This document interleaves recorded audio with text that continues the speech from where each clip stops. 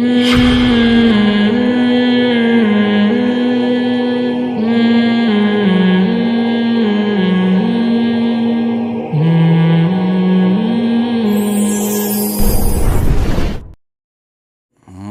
میں نکاح کا رواج بہت بڑھ گیا الحمدللہ. پنجاب میں بھی ہے مگر تھوڑا کم ہے. دیکھو مسجد کیسی پیاری جگہ ہے, نماز کی جگہ ہے, مقدس جگہ ہے, وہاں کتنا سادگی سے نکاح ہو جاتا ہے, کتنی برکتیں ہیں. تو اس کو رواج دینا چاہیے مساجد میں نکاح کو. عجیب بات ہے, دنیا کی ہر قوم نکاح کرتی ہے اپنی عبادت گاہوں میں. عیسائی کہاں نکاح کرتے ہیں بھئی, ہو رہا ہے نا. عیسائی کہاں نکاح کرتے ہیں؟ چرچ میں. ہندو اپنے پنڈتوں سے پڑھواتے ہیں. تو یہ دنیا کی ہر قوم میں ہوتا ہے. آج کل نکاح عدالتوں میں شروع ہو گیا ہے. تو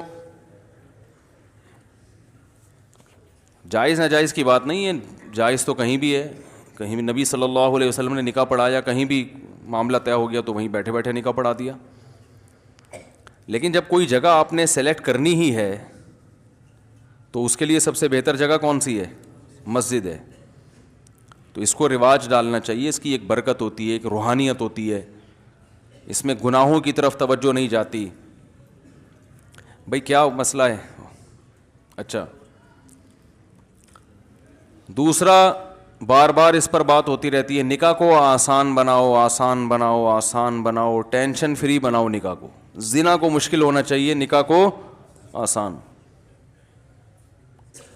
تو اس نکاح کو آسان کیسے کیا جائے گا؟ جہیز ختم کرو. کیا خیال ہے بھائی؟ ابھی بیان پورا ہوا نا.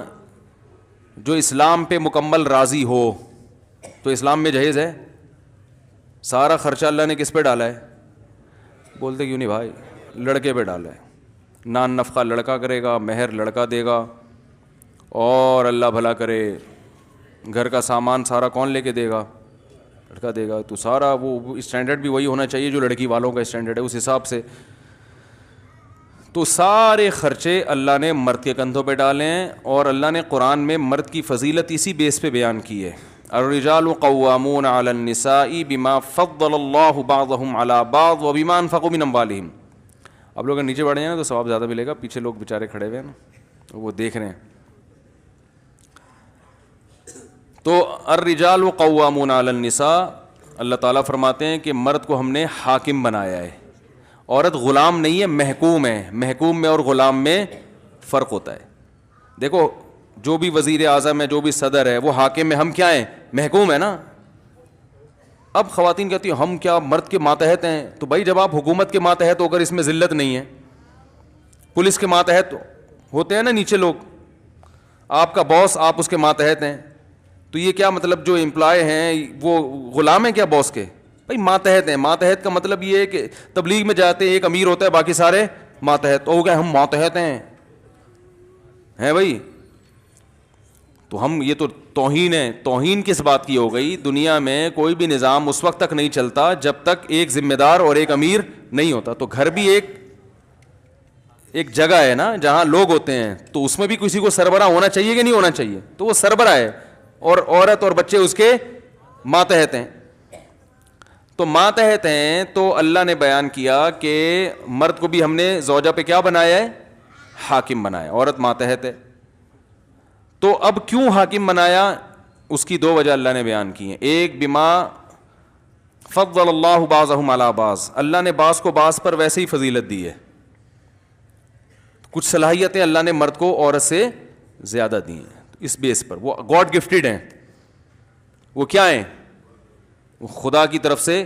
دیکھو جنگل میں شیر ہوتا ہے, اور لومڑی ہوتی ہے, اور چیتا ہوتا ہے. اب چیتا کیا مجھے شیر کیوں نہیں بنایا, میرے جبڑوں میں وہ طاقت کیوں نہیں رکھی اللہ نے؟ تو اللہ کہیں گے بھائی سب کو ایک جیسا میں نے نہیں بنایا. ہم کیا ہمیں پیغمبر کیوں نہیں بنایا؟ مشرکین مکہ نبی صلی اللہ علیہ وسلم پہ یہ اعتراض کرتے تھے کہ ہم میں جو قوم کا سردار کو اللہ نے پیغمبر کیوں نہیں بنایا, ایک یتیم کو کیوں بنایا؟ تو اللہ نے کہا کہ اہم یقسمون رحمت ربک, اللہ کی رحمت ہے, کیا تم ٹھیکیدار ہو اس رحمت کی تقسیم کے؟ اللہ جس کو چاہے تو دے جو نعمت دے. تو اسی طرح اللہ تعالیٰ نے مرد کو آدمی بنا دیا, عورت کو عورت بنایا. تو اس کی ایک وجہ تو اللہ نے مرد میں کچھ صلاحیتیں زیادہ رکھی. دوسری وجہ جو اصل میں فوکس کر رہا ہوں, بما انفقوا من اموالہم, اللہ فرماتے ہیں وجہ اس کی ہے کہ مرد عورت پہ مال, بولو نا بھائی, خرچ کرے گا. یہ اسلام میں سسٹم 100% غلط ہے کہ عورت بھی کمائے اور مرد بھی کمائے, اور مرد عورت کی کمائی کھائے, عورت اپنی کمائی خود, مرد ذمہ داری نہ اٹھائے. یہ اسلام نہیں ہے. میں کہتا ہوں پورے گورے بن جاؤ یا پورے مسلمان بن جاؤ, یہ بیچ میں کیوں لٹکے ہوئے ہو؟ خواتین کہتی ہیں ہم جاب کریں گے, ہم یہ کریں گے, ہم جاب ایکچولی آج کل گزارا نہیں ہوتا, یہ ہو. پھر بھائی جاب جب کر رہے ہو تو یہ کہاں سے لیا تم نے کلچر؟ انگریزوں سے. تو پھر انگریزوں کو پورا فالو کرو. پھر آپ کے میاں کا اگر کسی عورت سے آنکھ مٹکا چل رہا ہے تو آپ کو تکلیف نہیں ہونی چاہیے, کیونکہ انگریز میں عورتیں جب جاب کرتی ہے تو وہ شوہر بھی ان کا پھر پابند نہیں ہوتا, اس کی 10-20 گرل فرینڈ بھی ان کا کلچر اجازت دیتا ہے, قانون بھی اجازت دیتا ہے. میں سمجھا پا رہا ہوں اپنی بات؟ پورا فالو کرو نا. یہ کیا آدھا آدھا اپنے مطلب کا ادھر سے, اور جہاں ادھر مزہ آ رہا ہے وہ وہاں سے, اور جہاں ادھر مزہ آ رہا ہے. ارے کیا ہو گیا بھائی؟ پھر دوبارہ بیان شروع ہو گیا. یہ تو یہی ہو رہا ہے نا آج کل. بھائی اسلام نے اگر مرد پر ذمہ داریاں زیادہ رکھی ہیں کہ ساری زندگی تم نے کھلانا ہے اور ادھر ادھر آنکھ مٹکا کرنے کی بھی تمہیں اجازت نہیں ہے, تو پھر اللہ تعالیٰ نے اس کو کچھ حقوق بھی دے دیے نا, کہ اب یہ تمہارے ماتے, یہ گھر سے نکلنے سے پہلے تم سے پوچھے گی تمہاری اجازت کے بغیر گھر کی 4 دیواری سے باہر نہیں نکل, تمہاری اجازت کے بغیر کسی کو گھر میں نہیں آنے دے سکتی, تمہاری پرمیشن کے بغیر فون پہ نہیں بات کر سکتی. یہ نہیں کہ اب 24 گھنٹے آپ سے پرمیشن لیتی رہے, لیٹر لکھ کے دے. مطلب یہ کہ اگر تم یہ سمجھتے ہو کہ فلاں جگہ اس کا بات کرنے سے مجھے تکلیف ہوتی ہے تو تم اس پہ روک سکتے ہو, کیونکہ ہر چیز کو غلط لے کے جاتے ہیں نا. ہر دفعہ فون کرنے سے پہلے پوچھے گی میں امی سے بات کر لوں, ابا سے بات کر لوں, یہ نہیں مطلب ہے. مطلب یہ ہے کہ اگر آپ کو کسی سے بات کرنا اچھا نہیں لگ رہا بیگم کا, تو آپ اس پہ پابندی لگا سکتے ہیں, اس بیس پہ اس کا نان نفقہ بند کر سکتے ہیں آپ. یہ بیسک رائٹس ہیں جو اللہ نے آدمی کو دی ہیں. تو اس طرح کی چیزیں اللہ اب آدھے ادھر سے لے رہے ہیں, آدھے بولو بھائی ادھر سے لے رہے ہیں, تو پھر کہیں بھی ایڈجسٹمنٹ نہیں ہو پا رہی ہے. تو پیڑے کھانے کا شوق ہے بس ہمیں نا, پیڑے کھانے کا شوق ہے کہ اسلام کے حقوق پورے لیں, ذمہ داریاں جو اسلام نے لگائی ہیں وہ ادا نہ کریں ہم. تو اب اللہ تعالیٰ نے بھائی مرد کو جو فضیلت دی ہے, گھر کا سربراہ بنائے, اس کی بڑی وجہ قرآن بیان کر رہا ہے کہ مال کون خرچ کرے گا؟ بولو بھائی, ڈبل ویٹ کون لے کے دے گا؟ الماری کس کی ہوگی؟ بیگم کے کپڑے جس الماری میں رکھے جائیں گے وہ الماری کس کے پیسوں سے خریدی گئی؟ بولیں شاباش, سبق ہے, غیرت دلا رہا ہوں, غیرت. بولیں تکیہ کی پیسے کون دے گا؟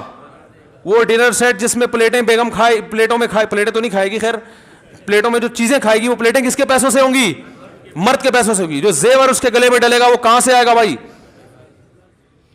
بولو نا بھائی, کیا ہو گیا؟ آدمی کے پیسوں سے ہوگا. جو میاں ہے, میاں یا میاں کا ابا وہ اگر سخی ہے تو وہ ابا, یہاں تو ماشاءاللہ ابا بڑے سخی ہیں تو وہ کر رہے ہیں ماشاءاللہ برخوردار کی شادی. تو یہ سارے خرچے اللہ نے کس پہ ڈالے ہیں؟ صوفے میں جو مہمان آ کے بیٹھیں گے تو وہ صوفے کس کے ہوں گے بھائی؟ چاہے وہ فولڈنگ ہو چاہے وہ قابل فولڈ نہ ہو, وہ آپ کی ہیڈک ہے. لیکن پیسے کس کے ہوں گے اس صوفوں پہ؟ پیٹی کس کی طرف سے ہوگی؟ بولو نا, بول, سبق یہ کلاس ہو رہی ہے باقاعدہ. اب آپ اپنی مرضی سے بیٹھے ہیں, میں نے نہیں بٹھایا, جانا چاہے جا سکتا ہے. اب آپ اپنی مرضی سے بیٹھے ہو تو وہ جو ہے نا پلیٹیں کس کی ہوں گی بھائی؟ چولہا کہاں سے آئے گا؟ مرد کے پیسوں سے. تو اتنا اچھا, مہر کون دے گا؟ مرد.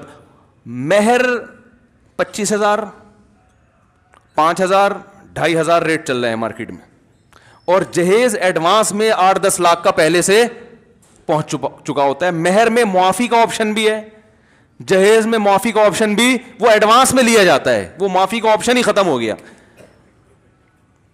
تو بھائی ہندو بن جاؤ, پنڈت سے نکاح پڑھواؤ یار جا کے. پتہ نہیں مجھ سے کیوں پڑھوا رہے ہو آپ لوگ جا کے, پنڈتوں سے پڑھواؤ نکاح, کیوں مولویوں کا ٹائم ضائع کرتے ہو؟ تو اور دوسرا مسئلہ کیا ہے کہ کیا ایک بات بڑی خاندانی ذہن میں آئی تھی, نکل ہی گئی یار, کسی نے بدعا دی ہوگی ابھی وہ کہ یار ہمارے راز فاش کر رہا ہے یہ مولوی صاحب, بہت غلط کر رہا ہے. ہاں, نکاح کے موقع پہ کھانا پینا بھی ہوتا ہے, تو وہ کس کے ذمے ہے؟ بارات کا تو لفظ ہی اسلام میں نہیں ہے. ڈکشنری میں, عربی ڈکشنری میں بارات کا لفظ کیونکہ ایک چیز ہی نہیں ہے تو وہ ڈکشنری میں آئی نہیں, عربوں کے کوئی تھا ہی نہیں نا. یہ عربی تو بڑی فصیح زبان ہے, ہر چیز کا لفظ ہوتا ہے, ہر چیز کے لیے الفاظ موجود ہیں, ایک ایک چیز کے 10 الفاظ ہیں. لیکن بارات کا لفظ عربی میں ہے ہی نہیں, نہ بارات کا کھانے کا لفظ ہے. ولیمہ ہے, ولیمہ یہ کون کرتا ہے بھائی؟ تو نہ بارات کا کھانا ہے اسلام میں, نہ جہیز ہے. وہ لڑکی والے آئیں بھائی, وہ نکاح پڑھ کے چلے جائیں, اگلے دن لڑکا پہنچ جائے یا رات ہی کو لڑکا رخصتی کرے, اس کے بعد کھانا کھلا دے اپنے رشتہ داروں کو بھی اور دلہن کے رشتہ داروں کو بھی, بیٹا بیٹھو شاباش. تو یہ ساری چیزیں میں دیکھو یک طرفہ نہیں ہوتا, یہ معاملہ کہتے ہیں نا تالی دونوں ہاتھوں سے بجتی ہے. بعض دفعہ لڑکی والے جہیز نہیں دے رہے ہوتے, لڑکا اور اس کے ابا اس کو مجبور کر دیتے ہیں. بعض دفعہ یہ نہیں لے رہے ہوتے, وہ زبردستی دے دیتے ہیں کہ ہم لوگوں کو کیا منہ دکھائیں گے, قوم کو کیا منہ دکھائیں گے, بیٹی کو کیا دیا. تو یہ منہ دکھانے کے چکر میں پھر اتنی کمپٹیشن شروع ہو گیا ہے کہ ہم نے قوم کو کیا دکھانا ہے. یہ چند چیتھڑے دے کے بیٹی کو بھیج دیا ہے, محبت ہی نہیں ہے بیٹی سے, کیا دیا تم نے؟ ابھی تمہیں سارے بیانات سمجھ میں آئے تھے مولانا صاحب کے؟ ویسے نماز تو کبھی پڑھتے ہوئے دیکھا نہیں ہے, جہیز میں اسلام نظر آیا. یہ تانے ملتے ہیں نا. تو نتیجہ یہی نکلتا ہے کہ تھوڑا تھوڑا کرتے کرتے کرتے کرتے اب ظاہر ہے تھوڑا اس لیے دینا ہے کہ لوگوں کا منہ بند ہو, تو لوگوں کا منہ تھوڑے پہ بند نہیں ہوتا. کچھ مثال تو نامناسب سی ہے, چھوڑیں ابھی, اتنی بھی نامناسب مثالیں دینا مناسب نہیں ہے. تو بہرحال آدھا لفظ تو نکل چکا تھا لیکن ریورس کیا میں نے. تو تھوڑے سے لوگوں کا منہ بند نہیں ہوتا, تھوڑے سے نہیں بند ہوتا. وہ پھر کمپٹیشن دیکھو نا, مجھے انڈیا میں ایک صاحب نے ویڈیو بھیجی, جہیز کا نا پورا تمبو لگا کے جہیز کی نمائش ہو رہی ہے, نمائش ہو رہی. انڈیا کے مسلمان بہت اچھے ہیں الحمدللہ, بہت سو سے, لیکن کچھ چیزیں ہندوؤں سے انہوں نے لی ہیں اور کچھ چیزیں ہم نے بھی ہندوؤں سے لی ہیں. تو جو ہندوؤں کو فالو کرتے ہیں وہ جیسے ہم کرتے ہیں تو وہاں بھی بہت سے لوگ فالو کرتے ہیں. تو انہوں نے مجھے ویڈیو بھیجی کہ وہ باقاعدہ نمائش ہو رہی ہے, پبلک کو لائن لگا کے لوگ دیکھ رہے ہیں کہ سیٹھ صاحب نے اپنی بیٹی کو کیا کیا دیا ہے. کیا جہالت ہے, کتنی جہالت ہے. یہ کوئی فخر کرنے کی چیز ہے؟ آپ نے اپنی بیٹی کو, کوئی آدمی مولوی صاحب کو گفٹ لا کے دیتا ہے, ویڈیو بنا رہا ہے اور اس کو نیٹ پہ اپلوڈ کر رہا ہے, میں نے مولوی صاحب کو اتنے پیسے دیے تھے. مولوی صاحب کو غصہ آئے گا نا, او بھائی تو اگر دے بھی دیے تھے تو دنیا میں کیوں ڈھنڈورا پیٹ رہا ہے بھائی؟ تو بیٹی کو یہ دے رہے ہو تو بیٹی کو بھی غصہ آنا ہے, ابا میں آپ کی بیٹی, آپ نے مجھے دیا, تو پبلک کو کیوں بتا رہے ہیں؟ داماد کو بھی غصہ آنا چاہیے کہ بھائی اگر آپس میں ہمارا آپس کا معاملہ ہے, دے دیا تو پبلک کو کیوں بتا. لیکن کسی کو بھی غصہ نہیں آتا کیونکہ سب کو پتا ہے کہ جہیز دنیا کو دکھانے کے لیے دیا جا رہا ہے. تو جب دکھانے کے لیے تو دکھانا تو پڑے گا نا میرے بھائی. ہمارے حضرت فرمایا کرتے تھے کہ اگر بیٹی کو کے بارے میں ڈر ہو کہ سسرال میں جا کے پتہ نہیں کیا ہو جائے گا, کوئی تحفظ ہونا کہ کچھ مسائل نہ کھڑے ہو جائیں, تو چیک دے دیا کرو. 25 لاکھ کا چیک دے دیا, چپکے سے پکڑا دیا, بیٹا یہ تمہارا چیک ہے, اگر کوئی اللہ نہ کرے سسرال میں ہوا, کچھ مسئلہ ہوا تو یہ بینک میں تمہارے اتنے پیسے پڑے ہوئے, یہ اتنا گولڈ چپکے سے, داماد کو پتہ بھی نہ چلے. صحیح ہے نا؟ کیونکہ پتہ چلے گا تو بہت اچھے داماد بھی ہوتے ہیں, جو یہاں جو داماد بیٹھے ہیں ان کے علاوہ کی بات کر رہا ہوں, وہ پھر بیگم کے سونے پہ نظر, کیا خیال ہے, تو بہت سارے مسائل کھڑے ہو جاتے ہیں. تو ایسے فرمایا اگر بہت ہی محبت ہے تو یہ دے دو, لیکن یہ کوئی نہیں دے گا. صوفے دیں گے کیونکہ وہ نظر آ رہا ہے, سونے کے سکے جو چپکے سے دیے جاتے ہیں, پرس میں ڈال دیے جاتے ہیں, وہ نظر نہیں آتے. یہ بیڈ نظر آ رہا ہے, یہ صوفے نظر آ رہے ہیں, الماری نظر آ رہی ہے, پورا قارون کا خزانہ. تو بھائی میں کہتا ہوں اللہ کا واسطہ مل جل کے اس رسم کو ختم کرو. پھر بھی میں کہتا ہوں اگر لڑکے والوں نے پورا زور لگا دیا, لڑکی والے نہیں مانتے, زبردستی دے رہے ہیں, تو پھر آپ زبردستی روک نہیں سکتے. کیونکہ ایک آدمی اپنی بیٹی کو گفٹ دے رہا ہے نا, تو آپ کو شرعاً اختیار نہیں ہے اسے روکنے کا. تو اس لیے پھڈے بازی نہ کریں, اس میں مضبوط لہجے میں بتا دیں کہ ہمیں یہ اچھا نہیں لگ رہا. اور لڑکے کا جو باپ ہے نا وہ اپنی بیگم کو بھی بتا دے, کیونکہ بعض دفعہ جب لڑکی کا باپ رخصت کر کے بھیجتا ہے بغیر جہیز کے, تو وہ تانے پھر اسے سسرال میں ساری زندگی, بولو نا بھائی, ملتے ہیں.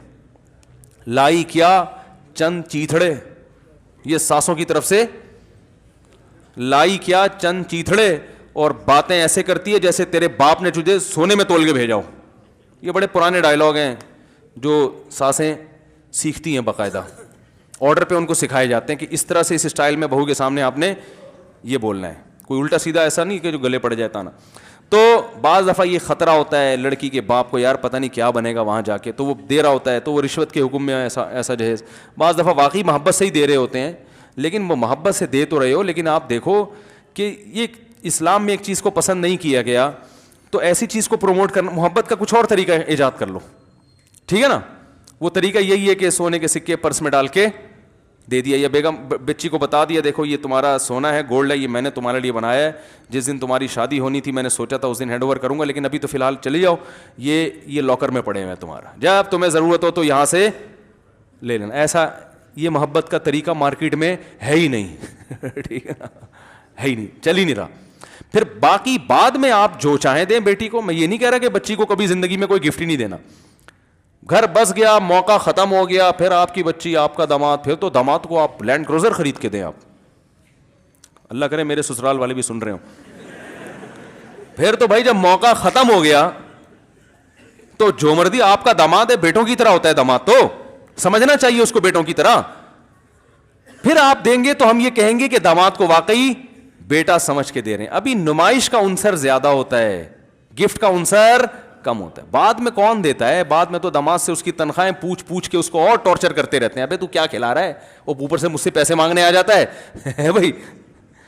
تو بعد میں آپ کا داماد ہے, آپ کی بیٹی ہے, بھائی پال لو پورے, اگر نیک داماد ہے تو پورا پالنے پر بھی گورنمنٹ کی طرف سے کوئی پابندی نہیں ہے. بچی کا گھر بسے گا اگر وہ اپنی ذمہ داری پوری کر رہا ہے, تو آپ جانے, آپ کا سسرال جانے, صلہ رحمی ہے, جتنا اچھا سلوک کریں گے داماد کے ساتھ, بیٹی کے ساتھ یا سسر بہو کے ساتھ, تو بہت اچھی بات ہے.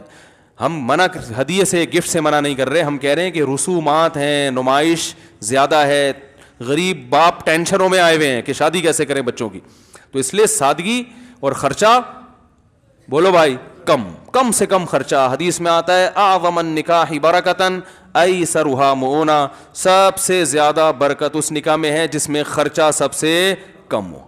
ہم کہتے ہیں جتنی دھوم دھڑکے سے ہوگی اتنا ہی مزہ ہوگا, نہ وہ وقتی مزہ ہے, وہی ہے جو چرس اور ہیروئن کا ہوتا ہے. جتنا سادگی سے ہوگی اتنا ہی اس نکاح میں لذت زیادہ, آسانی سے.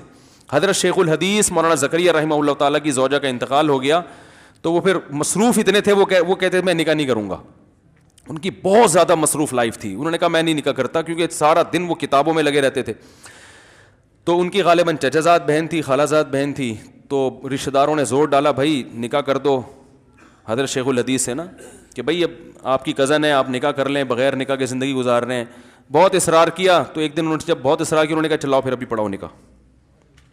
لوگوں نے کہا یہ کیا بھائی, کہہ رہے ہیں بھائی اگر کرنا ہے تو پھر ابھی کراؤ, میرے پاس فالتو ٹائم نہیں ہے, ابھی کراؤ نکاح, بس ٹھیک ہے گھر بیچ دو, رخصتی ہو جائے گی, ٹھیک ہے آپ ہماری بیوی بن جائے گی, پھر ہم خرچہ اٹھائیں گے اور جو اس کی ذمہ داریاں پوری کریں گے.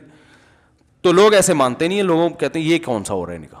تو کہتے ہیں بھائی یہ میرے پاس اتنے بکھیڑوں کا ٹائم, آج کل اصل میں فالتو ٹائم بہت زیادہ ہے, اتنا ٹائم ہے, شادی کی 6 مہینہ پہلے تیاریاں ہو رہی ہیں, تو وہ والے آ رہے ہیں تو یہ والے جا رہے ہیں, پھر وہ آ رہے ہیں تو پھر یہ والے جا رہے ہیں, تو پھر وہ بری کی رسم آ رہی ہے, پھر وہ والے آ رہے ہیں, پھر پھڈا ہو گیا تو ان کو منا رہے ہیں, پھر انہیں ایک بات ایسی کہتی تھی جو ان کو بری لگی تھی تو اس کا مطلب تلاش کیا جا رہا ہے ڈکشنری میں, پھر اس مطلب کا صحیح مطلب نکال کے پھر ان کو منایا جا رہا ہے, پھر ڈانٹا جا رہا ہے, پھر یہ ہو رہا ہے, وہ اس میں بسا اوقات منگنیاں ٹوٹ جاتی ہیں, پھر وہ بڑے ٹینشنیں, میں تو بھگت چکا ہوں یہ ساری ٹینشنیں. تو بھائی ٹینشن فری زندگی گزارو. شیخ الحدیث مولانا زکریا رحمۃ اللہ نے کہا بھائی اگر کرنی ہے تو ابھی نکاح پڑھاؤ, ورنہ جاؤ یہاں سے, ٹائم نہیں ہمارے پاس یہ استخارے نکالنا اور پھر یہ کرنا اور وہ کرنا نہیں ہے. اپنی بچیوں کی شادی بھی ایسے کی انہوں نے. بیٹیاں جب جوان ہوئیں تو کچھ نوجوان تھے جو ان کا خیال تھا کہ یہ میری بچی کے لیے مناسب ہیں, ان سے بات کی, وہ راضی ہو گئے, تو بڑے فخر سے راضی ہو, حضرت اس سے ہماری سعادت کیا ہو سکتی ہے کہ آپ سے کہ بچیوں سے ہماری شادی ہو. تو ایسے ہی جب وہ راضی ہو گئے تو مجمع بیٹھے ہوئے تھے, اپنی بیٹیوں کا نکاح بیان کر رہے تھے, بیان کے آخر میں اپنی بیٹیوں کا نکاح بھی ان لڑکوں سے پڑھا دیا. پھر انہوں نے اپنی آپ بیتی لکھی, اس پہ لوگوں نے تبصرے کیا کیے, اتنے نیگیٹو لوگوں نے تبصرے کیے, ایسے ہوتی ہے بچیوں کی شادیاں, ایسے ہی کچھ چند نوجوان نظر آئے پکڑا دیں. تو بھائی وہ نوجوانوں کی تحقیق تو ان کو پہلے سے تھی کہ یہ اچھے ہیں, جب ہو گئی تحقیق بھائی صحیح ہے تو بس اب کیا الگ سے محفل اور مٹھائی کے ڈبے پارسل ہو رہے ہیں, وہ آ رہے ہیں تو وہ آ رہے ہیں. تو بھائی اب جب کرنا ہے تو بھائی ٹھیک ہے, ہماری بچی ہے, بچیاں تو گھر سے رخصت ہوتی ہیں, چلو بھائی یہ نکاح پڑھا دیا, اب تمہاری امانت ہے, جب چاہے لے جاؤ. اب یہ گھر بن رہا ہے نہیں بن رہا ہے تمہاری ہیڈیک ہے, یہ ہماری ہیڈیک بولو نا بھائی نہیں ہے, اب یہ تمہاری ہیڈیک ہے, گھر میں جگہ ہے نہیں ہے, کمرہ وہ نا اوپر والا کمرہ بن رہا ہے, پھر اس کے اوپر ایک اور بنے گا, واش روم میں ٹائلیں لگیں گی, پھر یہ ہوگا پھر وہ ہوگا. ابے بھائی تمہاری عمریں کتنی ہیں, جیسے جیسے عمر بڑھ رہی ہے نا تو ذہن میں رکھو کہ کمزور ہوتے چلے جا رہے ہو, یہ ذہن میں رکھو, یہ بھول جاتے ہیں لوگ, کمزور ہوتے چلے جا رہے ہو. اور جتنی عمر زیادہ ہوگی اولاد اتنی دیر سے پیدا ہوگی. دیر سے پیدا ہونے کا مطلب آپ دادا بننے سے پہلے فوت ہو چکے ہوں گے. یہ سب چیزیں لوگ سوچ نہیں رہے ہوتے. نہ بچیوں کی شادیاں دیکھنی نصیب ہوں گی, نہ بیٹوں کی شادیاں اور بڑھاپے میں دیکھو گے ابا کو ٹی بی ہے, مرنے والے ہیں, شوگر بہت ہائی رہتا ہے, جلدی سے شادی کراؤ تاکہ بچی کی خوشی زندگی میں دیکھ لیں. یہ ہو رہا ہے کہ نہیں ہو رہا؟ اور بھائی ایسی عمر میں شادی کیوں کی تھی کہ آپ نے ٹی بی کے تک پہنچے اور بچیوں کو بیٹوں کی شادیوں کی خوشیاں دیکھ رہے ہو؟ اصل خوشیاں تو جب ہی شروع ہوتی ہیں جب بیٹے جوان ہوتے ہیں. اس خوشی کے لیے جوان ہونا ضروری ہے. خوشی محسوس جوان آدمی کرتا ہے, بوڑھے زیادہ خوشی محسوس کرنے کی طاقت ان میں نہیں ہوتی. جوانی ہے جس میں زندگی کی رنگینیاں ہیں. جوانی میں بیٹوں کو جوان کر کے بہویں لے کر آؤ, داماد لے کر آؤ جوانی میں, لوگوں کو پتہ نہ چلے کہ یہ سسر صاحب ہیں یا ان کے کوئی بھائی بھائی لگتے ہیں. ایسا ہونا چاہیے انسان کو. تو یہ سارے جوانی کے کھیل ہیں بھائی. نو عمری میں شادی کرو, اولاد ہو, پھر آپ, اور یہ سب جب ہی ہوگا جب کم سے کم خرچے میں شادی ہو. زیادہ خرچہ کرو گے تو پھر جوانی میں شادی, کیونکہ اس کے لیے پیسہ کمانا پڑتا ہے. ابا تعاون کرتے نہیں آج کل, کہتے ہیں بھائی ہمارے ابا نے نہیں کیا تھا میں تیرے ساتھ تعاون کیوں کروں. پھر وہ ہوتے ہوتے ہوتے جو 40 سال کی عمر میں جب قرآن کہہ رہے حتیٰ اذا بلغ اشدہ, جب انتہائی درجے کی عمر کو پہنچ گیا, اب ریورس ہونا شروع ہو رہا ہے. اس عمر میں جا کے اب کیا کہہ رہے ہیں, چلو اب میں اس قابل ہوا ہوں کہ بحریہ ٹاؤن میں 4-5 پلاٹ میں نے الحمدللہ خرید لیے, ایک شادی میں اڑا دو. اور یہ بھی ہر آدمی اس قابل ہوتا نہیں ہے.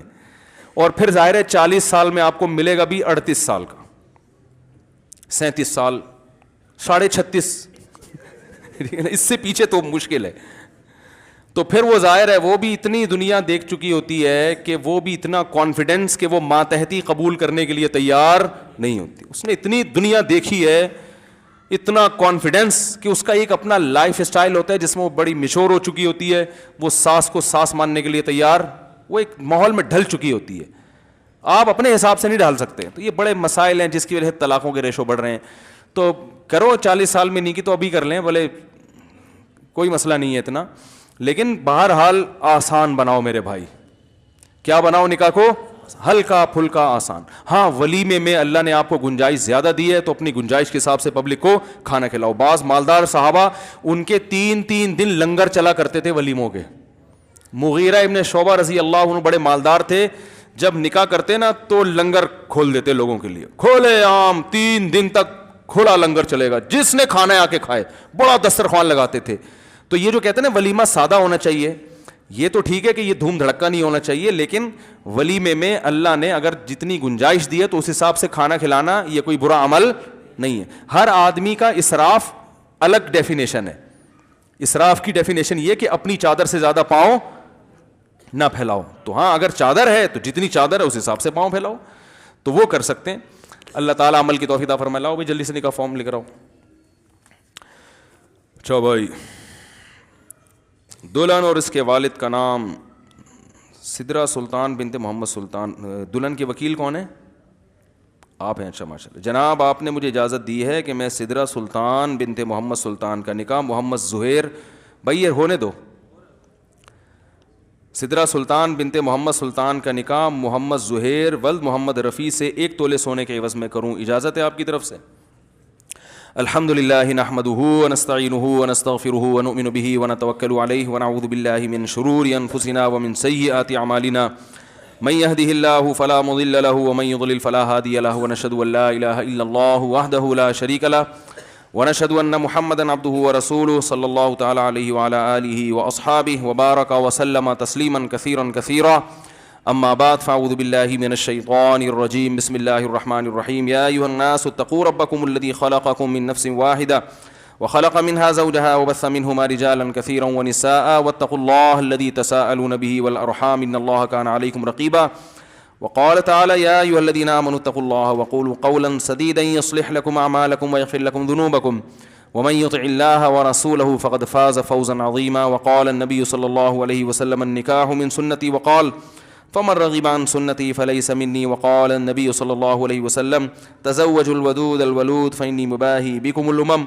وقال النبي صلی اللہ علیہ وسلم تزوجوا ولا تکونوا کرہبان النصارى.